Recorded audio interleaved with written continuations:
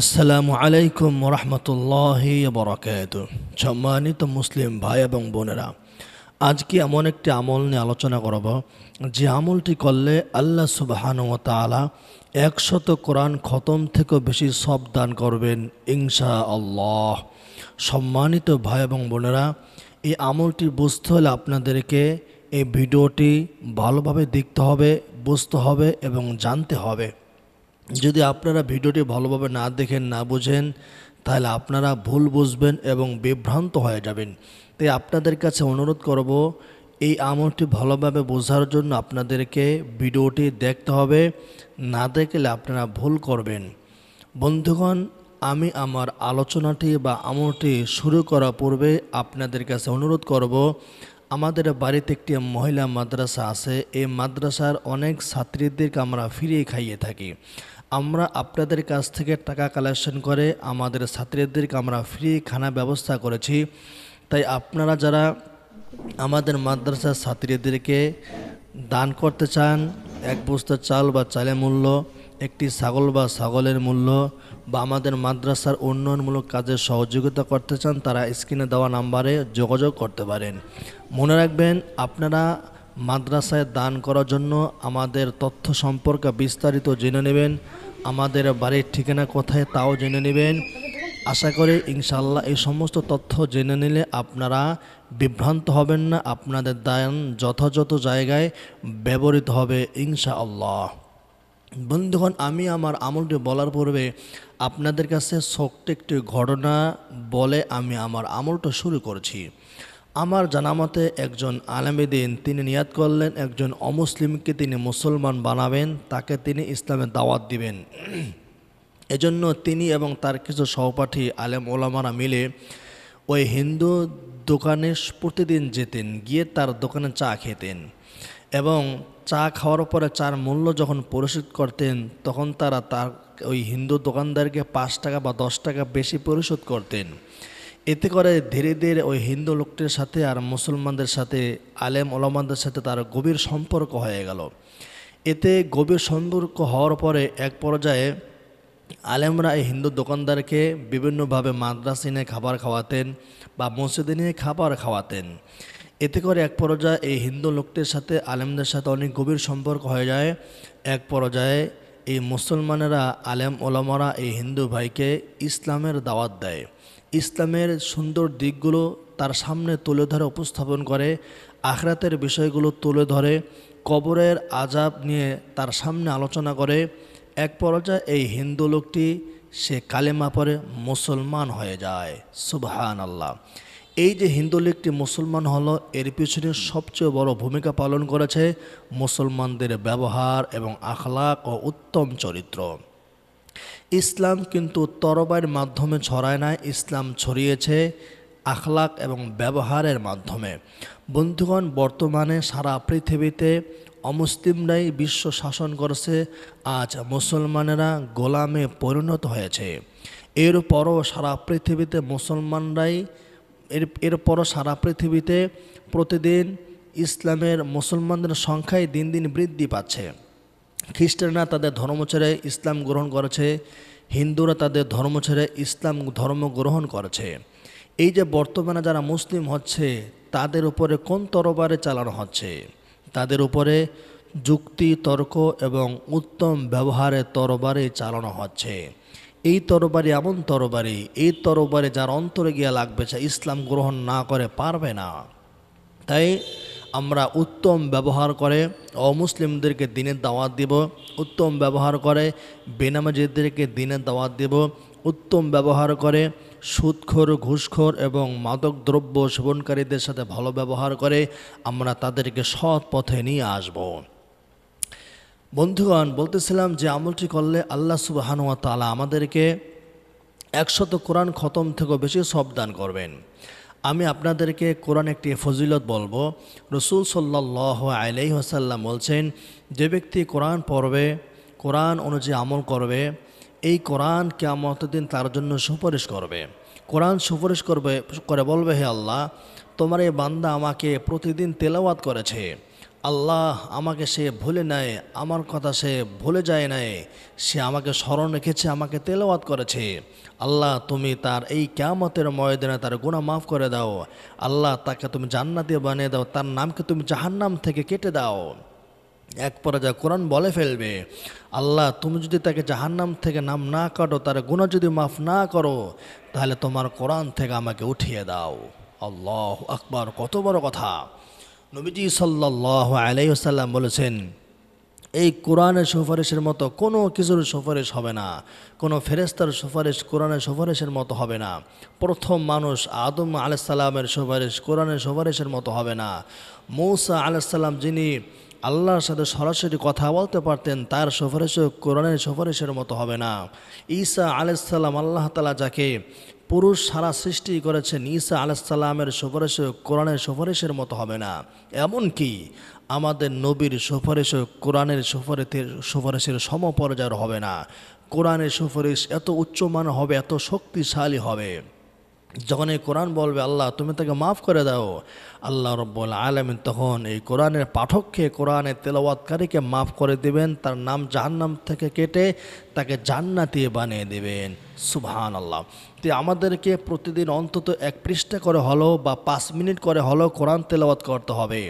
কোরআন তেলাওয়াত করা অনেক বড় ইবাদত, অনেক বড় সওয়াবের কাজ। বন্ধুগণে, কোরআন তেলাওয়াত করার থেকে একটি শক্তিশালী আমল আছে, যে আমলটি করলে আল্লাহ সুবহানাহু ওয়া তাআলা আপনার আমল নামায় 100 বার কোরআন খতম কেন, যে আমলটি করলে আল্লাহ তাআলা আপনার আমল নামায় সারা রাত্র তাহাজ্জুদ নামাজ পড়ার থেকে বেশি সওয়াব দান করবেন, যে আমলটি করলে আল্লাহ তাআলা আপনার আমল নামায় সারা বছর রোজা রাখা থেকে বেশি সওয়াব দান করবেন। ওই আমলটা যদি আপনি না করেন, আপনি যত কোরআন তেলাওয়াত করেন, যতবার হজ করেন, যত উমরা করেন, আপনি জান্নাতে যেতে পারবেন না। সেটি এমন একটি আমল, ওই আমলটা যদি আপনি না করেন, আপনি দৈনিক যদি 100 বার কোরআন খতম করেন, আপনি জান্নাতি হতে পারবেন না। ওই আমলটি যদি না করেন, আপনি প্রতিবার হজ করলেও জান্নাতি হতে পারবেন না। ওই আমলটি যদি না করেন, আপনি প্রতিদিন তাহাজ্জুদ নামাজ পড়লে আপনি জান্নাতি হতে পারবেন না। ওই আমলটি যদি না করেন, আপনি কাবার দ্বারে বছরের পর বছর কান্নাকাটি করলেও আপনি জান্নাতি হতে পারবেন না। এমন একটি আমল আমি আপনাদের সম্মুখে উপস্থাপন করব, পেশ করব। বন্ধুগণ, বুঝতে পারছেন কত গুরুত্বপূর্ণ এবং কঠিন একটি আমলের কথা আমি আপনাদেরকে আজকে জানাবো এবং শোনাবো। মহানবী সাল্লাল্লাহু আলাইহি ওয়াসাল্লামের কাছে একজন সাহাবী এসে বললেন, ইয়া রাসূলুল্লাহ, আমাকে জান্নাতের পথ বলে দেন। নবী করিম সাল্লাল্লাহু আলাইহি ওয়াসাল্লাম বলেন, তুমি উত্তম চরিত্র ধারণ করো, মানুষের সাথে ভালো ব্যবহার করো। আমি আপনাদের সামনে যে আমলটা বলতে চাচ্ছি, সেটি হচ্ছে উত্তম চরিত্রের আমল, ভালো ব্যবহারের আমল। আমরা অনেকে মনে করি ভালো ব্যবহার করলে মনে হয় সওয়াব হবে না, ভালো ব্যবহার করলে মনে হয় আল্লাহ খুশি হবে না, ভালো ব্যবহার করলে মনে হয় আমি জান্নাতি হতে পারবো না, ভালো ব্যবহার করলে মনে হয় আমি আল্লাহ পাকের প্রিয় পাত্র হতে পারবো না। এটা সম্পূর্ণ মিথ্যা কথা, সম্পূর্ণ মিথ্যা কথা, সম্পূর্ণ মিথ্যা কথা।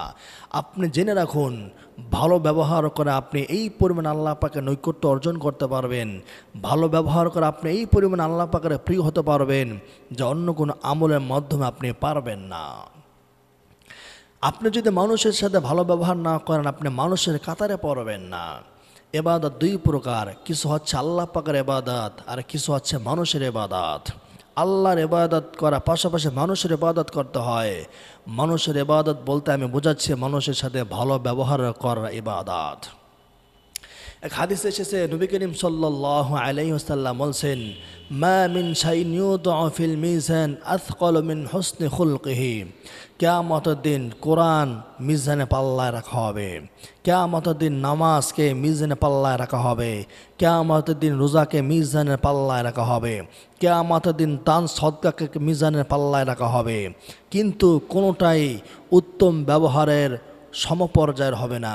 নবী করিম সাল্লাল্লাহু আলাইহি ওয়াসাল্লাম বলেছেন, কোরআনের আমল, রোজার আমল যেই পরিমাণ ভারী হবে, দান করা আমল যেই পরিমাণ ভারী হবে, কোরআন খতমের আমল যেই পরিমাণ ভারী হবে মিজানে পাল্লায়, এরপরে হজ উমরার আমল মিজানে পাল্লা যেই পরিমাণ ভারী হবে, বিশ্বনবী বলছেন উত্তম ব্যবহার আমল তার থেকে সবচেয়ে বেশি ভারী হবে এবং ওজনওয়ালা হয়ে যাবে। সুবহানাল্লাহ। তাহলে বুঝতে পারছেন, উত্তম ব্যবহার আমল কত বড় কঠিন একটি আমল, কত দামি একটি আমল। আপনি যদি মানুষের সাথে ভালো ব্যবহার না করেন, দুর্ব্যবহার করেন, আপনি জান্নাতে যেতে পারবেন না। আমরা মনে করি কি মানুষের হক নষ্ট করলে জান্নাতি হওয়া যাবে না। মানুষের হক নষ্ট বলতে আমরা কি বুঝি? মানুষের হক নষ্ট বলতে আমরা শুধু বুঝি মানুষের অর্থ সম্পদ লুণ্ঠন করা, ডাকাতি করা, চুরি করা, ছিনতাই করা, জাল দলিল করে অন্যের সম্পদ ভক্ষণ করা, এটাই তো আমরা বুঝি। কিন্তু না, এটি মূলত মানুষের হক নষ্ট নয়। মানুষের হক নষ্ট যেমন কাজে হয়, মানুষের হক নষ্ট তেমন কথার মাধ্যমে হয়। আপনি একটা মানুষের গীবত করলেন, সমালোচনা করলেন, আপনি গীবত করে সমালোচনা করে ওই ব্যক্তির মান সম্মানকে আপনি মাটির সাথে একাকার করে দিলেন, মিশিয়ে দিলেন, ধূলিসাৎ করে দিলেন। ওই মানুষটাকে 10টা মানুষ ভালো জানতো, এই 10টা মানুষের সামনে তারা বদনাম করে, এই 10টা মানুষের কাছে তাকে ঘৃণার পাত্র করে দিলেন। আপনি ওই ব্যক্তির হক নষ্ট করেছেন। আপনি ওই ব্যক্তির কাছে মাপ না পাওয়া পর্যন্ত আপনি জান্নাতে যেতে পারবেন না। আপনি মানুষের নামে মিথ্যা তহমাত দিয়েছেন, মিথ্যা অপবাদ দিয়েছেন। ওই ব্যক্তি আপনাকে মাপ না করা পর্যন্ত আপনার নামাজ নিয়ে, রোজা নিয়ে, কোরআন তেলাওয়াত নিয়ে জান্নাতে যেতে পারবেন না। কারণ আল্লাহ সুবহানাহু ওয়া তাআলা বলছেন, তুমি যদি মানুষের হক নষ্ট করো, ওই ব্যক্তি যদি তোমাকে মাফ না করে, তুমি জান্নাতে যেতে পারবে না। এমনকি তুমি যদি আল্লাহর রাস্তায় শহীদ হও, তবু তুমি জান্নাতে যেতে পারবে না। তোমার জান্নাতে যাওয়ার রাস্তা বন্ধ হয়ে যাবে মানুষের হক নষ্ট করার কারণে, তোমার মাথায় ঋণের বোঝা চেপে থাকার কারণে। এই জন্যই নবী করিম সাল্লাল্লাহু আলাইহি ওয়াসাল্লাম বলেন, ইন্নাল মুমিনা লা ইউদরিকু মিন বিহুসনি খুলকিহি দারাজাত কায়মিল লাইলি ওয়া সাইমিন নাহারি। কোনো মুমিন ব্যক্তি তার উত্তম চরিত্রের মাধ্যমে সারা রাত্র ইবাদত করা, সারাদিন রোজা রাখা থেকে বেশি সওয়াব পেয়ে যায়। কোনো মুসলমান যদি সারা রাত্র নফল নামাজ পড়ে, তাহাজ্জুদ পড়ে, কোরআন তেলাওয়াত করে, সারা রাত্র নফল নামাজ পড়েছে, কোরআন তেলাওয়াত করেছে, আর দিনের বেলায় রোজা রেখেছে, সিয়াম পালন করেছে, দান সদকা করেছে, মানুষের পাশে দাঁড়িয়েছে, সেবা যত্ন করেছে, এই ব্যক্তি এই ইবাদত করে যেই পরিমাণ নেকামল অর্জন করতে পারবে, আর এক ব্যক্তি ভালো ব্যবহার করে, উত্তম ব্যবহার করে, নম্র ভাষায় কথা বলার মাধ্যমে তার থেকেও বেশি সওয়াব অর্জন করতে পারবে। এর কারণ হলো, যে ব্যক্তি রোজা রেখেছে কষ্ট সে নিজের মধ্যেই নিজের জন্যই করেছে। যে ব্যক্তি সারা রাত্র নামাজ পড়েছে কষ্ট সে নিজে নিজেই কষ্ট করেছে। কিন্তু যে ব্যক্তি উত্তম ব্যবহার করে, এটার কষ্ট বেশি, এর ফজিলত বেশি। মানুষ আপনাকে গালি দিয়েছে, আপনি কোনো কথা বলেন না, চুপচাপ ছিলেন, এই কষ্ট আপনার কলিজায় গিয়া লাগে। রোজা রাখার কষ্ট পেটের মধ্যে হয়, সারা রাত্র নফল নামাজ পড়া কষ্ট, শারীরিক কষ্ট হয়। কিন্তু মানুষ আপনাকে গালি দিয়েছে, ভালো ব্যবহার করেছেন, চুপ ছিলেন, এই কষ্ট আপনার কলিজায় গিয়া লেগেছে। মানুষ আপনাকে আঘাত করেছে, কষ্ট কলিজায় গিয়ে লেগেছে, আপনার আত্মসম্মান নষ্ট হয়ে গেছে, এরপরও সম্মান, এরপর আপনি সবর করেছেন, ভালো ব্যবহার করেছেন, কোনো প্রতিবাদ করেন নাই, প্রতিশোধ নেন নাই, ভালো ব্যবহার করেছেন। এই জন্যই নবী করিম সাল্লাল্লাহু আলাইহি ওয়াসাল্লাম বলেছেন, উত্তম ব্যবহার করলে কষ্ট মনের মধ্যে হয়, কলিজার মধ্যে গিয়ে কষ্ট লাগে। আর এই কষ্ট যে করতে পারে, আল্লাহ তাআলা তার আমলনামায় রোজা রাখা থেকে এবং সারা রাত্র কোরআন তেলাওয়াত, নফল নামাজ পড়া থেকেও বেশি সওয়াব দিয়ে দেয়। অন্য এক হাদিসের মধ্যে এসেছে, আল্লাহ রাসূল সাল্লাল্লাহু আলাইহি ওয়াসাল্লাম বলেন, মান হাব্বা ইউজাহজাহ আনিন নার ওয়া ইদখিলাল জান্নাহ, যে ব্যক্তি চায় যে আল্লাহ তাআলা তাকে জাহান্নাম থেকে মুক্তি দান করুক আর তাকে জান্নাত দান করুক, ওই ব্যক্তি যেন ইউমিনু বিল্লাহি ওয়াল ইয়াউমিল আখির, আল্লাহর উপর বিশ্বাস রাখে, পরকালের উপর বিশ্বাস রাখে, এবং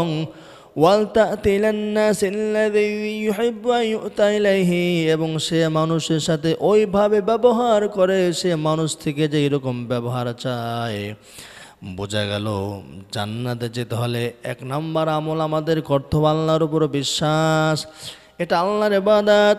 জান্নাতে যেতে হলে আরেকটা ইবাদত করতে হবে, সে ইবাদত হলো মানুষের ইবাদত।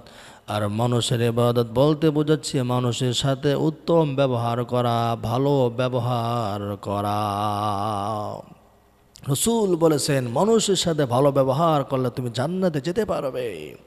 মানুষের সাথে ভালো ব্যবহার না করলে তুমি জান্নাতে যেতে পারবে না, জান্নাতের ঘ্রাণও তুমি পাবে না। এই জন্য বন্ধুগণ, আমি আগে বলছি 10 বার 100 বার কোরআন খতম করেছেন, বান্দার হক নষ্ট করেছেন, মানুষকে গালি দিয়েছেন, আপনার জবান খারাপ করেছেন, জান্নাতে যেতে পারবেন না। 100 বার কোরআন খতম করেন নাই, কিন্তু 100 মানুষের সাথে ভালো ব্যবহার করেছেন, সকল মানুষের সাথে হাসি মুখে মিষ্টি ভাষায় কথা বলছেন, মানুষকে কোনোদিন আপনি জবান দিয়ে কষ্ট দেন নাই, হাত দিয়েও কষ্ট দেন নাই, মানুষের সাথে ভালো ব্যবহার করে মানুষের মন জয় করতে পেরেছেন। আপনি যদিও কোরআন খতম করেন না, তবু আপনি জান্নাতি হয়ে যাবেন। কথা বুঝতে পেরেছেন? বোঝা গেল জান্নাতে যাওয়ার জন্য আমাদেরকে নামাজ, রোজা, কোরআন তেলাওয়াত, হজ, যাকাত, ওমরা এগুলো পাশাপাশি মানুষের সাথে ভালো ব্যবহার করতে হবে।